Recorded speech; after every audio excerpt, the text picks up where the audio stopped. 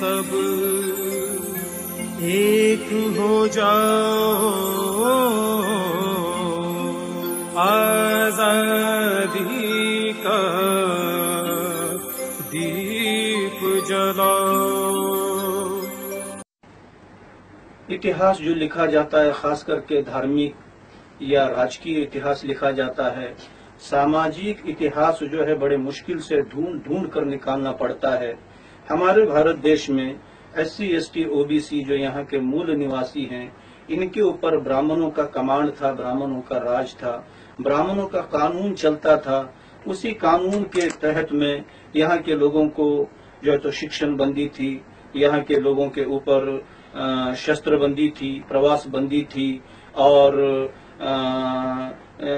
शस्त्र बंदी थी। यहाँ के लोग मंदिर में जाकर के प्रवेश नहीं कर सकते थे, यहाँ के लोगों पर अस्पृश्यता थी, जल पानी जो है पी नहीं सकते थे, यहाँ के लोग खुशियां और त्योहार नहीं मना सकते थे, यहाँ के लोगों को इज्जत नहीं दी जाती थी, यहाँ के लोगों के ऊपर जिल्लत थी, यहाँ के लोग बेहद परेशान थे ब्राह्मणी सिस्टम के वजह से, ब्राह्मण धर्म के अत्याचार के वजह से।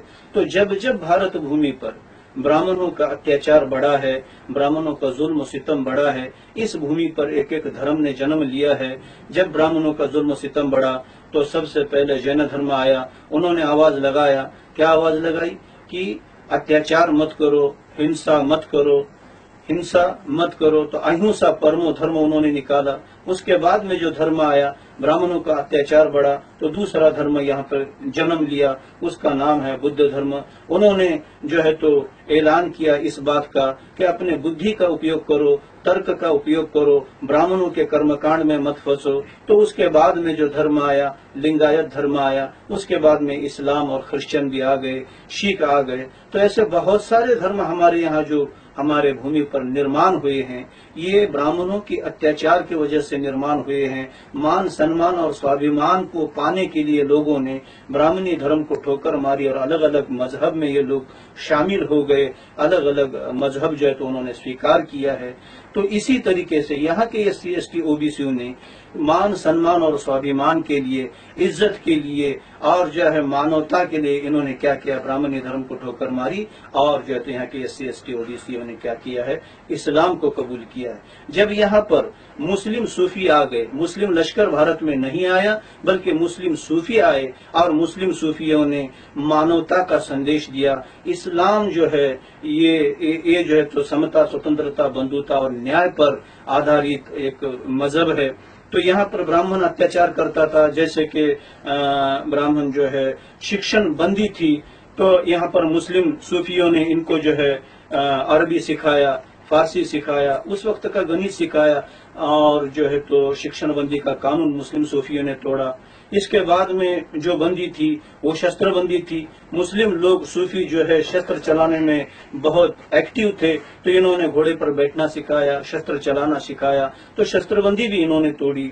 इतना ही नहीं बल्कि ब्राह्मण जो है तो धन दौलत लूट कर लेके जाता था, तो मुस्लिम लोग सदका, खैरात, हदिया, तोहफा, ये सारे जितने किस्म के दान धर्म के जो कर वगैरह होते हैं, ये सारी चीजें जमा करते थे और यहाँ के लोगों को बांटते थे। ब्राह्मण लूटता था, मुस्लिम बांटता था। तो इसी के वजह से ये सारे मानवता के काम जो है मुस्लिम सूफियों ने किए। यहाँ के मूल निवासी लोगों को मंदिर में प्रवेश दिया नहीं जाता था। मुस्लिम सूफियों ने भले मस्जिद झोपड़ी की क्यों न हो, मस्जिद में अपने साथ कंधे को कंधा लगाकर नमाज पढ़वाई। दूसरी बात यह है कि यहाँ पर अस्पृश्यता मानी जाती थी, मुस्लिम लोग गले से गला मिलते रहे।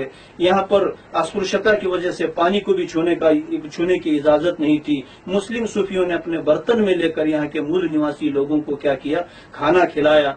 तो ये सारी जो मानवता के काम किए हैं, ये जो सामाजिक काम किए हैं, इसके वजह से मुसलमान सूफियों से यहाँ के भारत के भूमिपुत्रों की और भारतवर्ष के जो SC ST OBC हैं, पहले उनको मोहब्बत हो गई और यही मोहब्बत जो है तो बाद में मजहब कबूल करने में तब्दील हो गई। और यहाँ के SC ST OBC ने क्या किया है, मजहब को कबूल किया है। यहाँ पे जो है तो मुस्लिम सूफियों ने बहुत बड़ा काम जो है तो मानवता का किया है, काम सूफियों ने मानवता का किया और आने वाली पीढ़ी को उसका फायदा मिला।